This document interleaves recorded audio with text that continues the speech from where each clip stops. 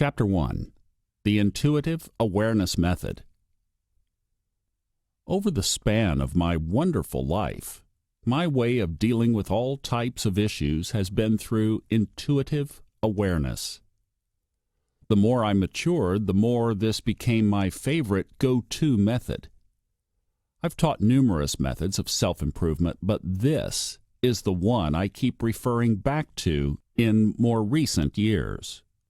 The intuitive awareness method began as an exercise I did for myself. Then it evolved into a process I applied to select students in coaching. Finally, it has become a method around which I write this book. The intuitive awareness method is abbreviated I am to indicate that it lies at the essence of who you are. Intuitive awareness alone is abbreviated IA to indicate that it is the opposite of AI, or artificial intelligence. It is, in fact, the most natural, non-artificial form of intelligence you have. At first, I used it as a psychic tool to find things that I had misplaced. Later, I realized I could also use it to find out things that I didn't know. The world was mysterious to me and left me with more unanswered than answered questions. It seemed like the more books I read and the more I learned, the less I knew for sure. Studying philosophy, religion, and metaphysics is sometimes like reading a 10 million-page menu without getting anything to eat. But I was not seeking the theoretical. I wanted the experiential. I discovered more than I could have ever imagined, and the journey continues still. I then used I am on my lovely wife to help her heal a specific health issue. Finally, I used it to make several of my dreams come true. My own success rate with it has been 100% so far, which is remarkable. Applied to others, the success rate has been at around 80%, which is good enough to warrant this book. But it does not work if you have too much attachment to the outcome you're looking for.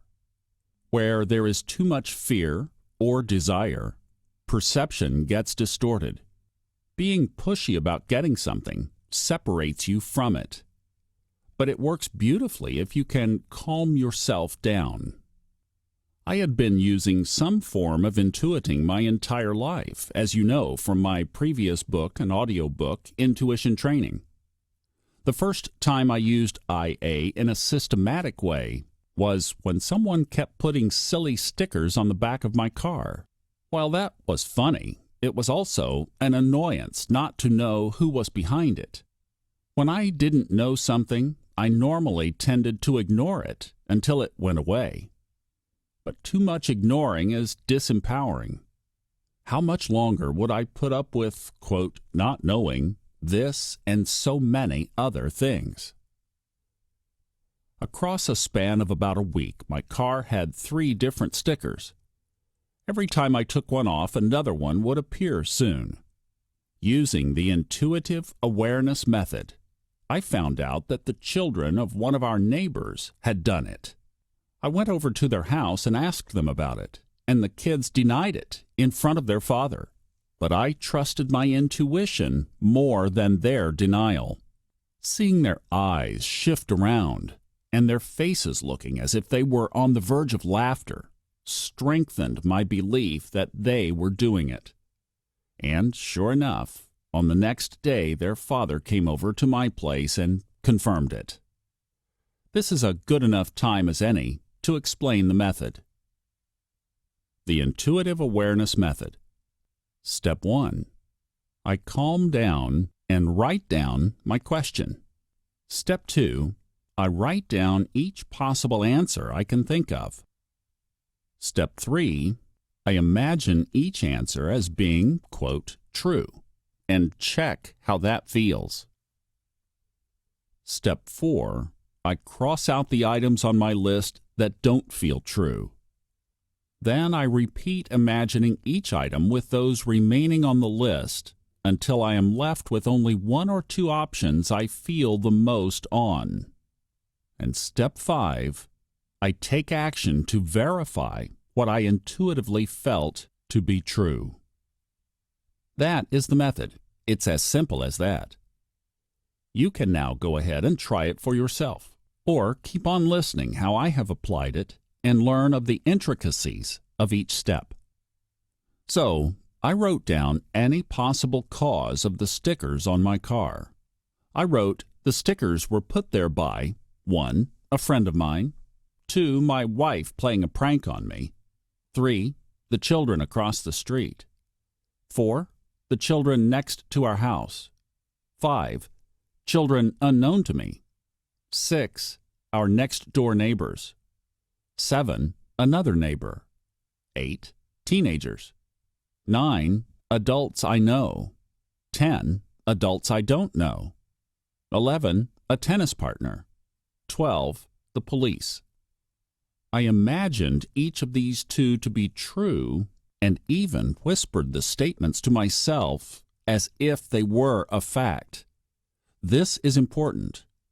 If you cannot hold something in mind as a fact, your body cannot tell you whether it's a lie. The body doesn't lie. In fact, the body is capable of much more than most people realize. Intuition is the body's translation of soul information or energy. Since you do not know what is true or false, you'll have to rely on your body correctly translating the information of your higher self. That's the part of you that has access to all knowledge. That's the reason the intuitive awareness method works. Consciousness is not limited in time or space and can easily see beyond the 5 senses available to your body and mind. If I feel nothing regarding a subject held as, quote, a fact, that's because it's not a fact. In this case, I felt nearly nothing on any of the items except for 4. 1. My wife playing a prank on me. 2. The children across the street. 3. The children across from us. And 4. Children unknown to me. You might be wondering why I added the improbable option, the police, to the list. I use that as a contrast tester to see whether my intuitive antennas are working properly. The notion is so ridiculous that if I don't feel a tinge of humor while imagining it, it shows that I am not feeling correctly and should postpone the exercise to a later time. In other words, if the answer, the police, and the children across the street, feels exactly the same, it shows I am not in the right state of mind to do the exercise because I am not in touch with truth. Next, I reimagined the 4 remaining options. I actually went back and forth between the final 2 and was left with a sense of truth regarding the children across the street. In this case, there was a warm, tingling sensation in my chest. On the second go-through, I realized that suspecting my wife was due to the projection of expectations. I felt it might be my wife because I expected her as a likely candidate to play a prank on me because she had done so before. That is not intuition, it's expectation. As you become more familiar with this method, you will learn to discern the two. Sometimes it requires a few more rounds of the exercise to break through expectations and get to the raw info offered by intuition.